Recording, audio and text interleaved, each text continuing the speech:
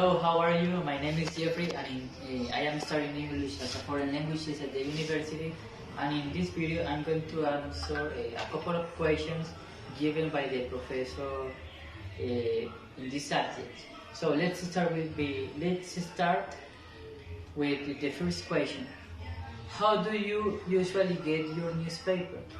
Well, my grandfather, he always get up very early, and he always goes to buy the newspaper because he loves reading the newspaper every day.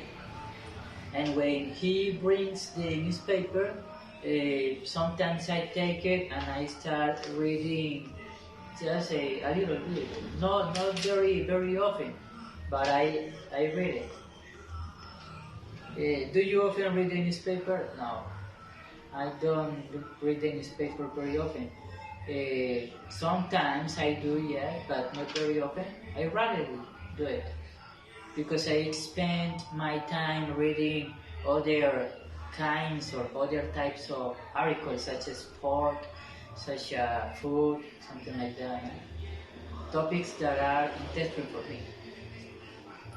What kind of newspaper do you usually follow? Well, as I told you before, the newspaper that I follow or the articles that I read are about soccer. I love soccer. It's my favorite sport, and I always read about international leagues, about important players in the world, so many things. And the other, how do most people get the newspaper in your country? Well, here in Colombia is very common to get the newspaper. It's very easy. Sometimes you are walking on the street, right? While you are walking on the street, you can see that maybe in the store that is in the corner, you can see the newspaper available, and you can buy it. Or sometimes you are walking on the street and someone else is walking on the street selling the newspaper.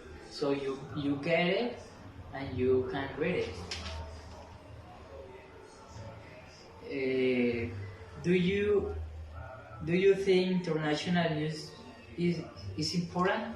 Of course, I think international news is important because we must know what is happening in the world, right?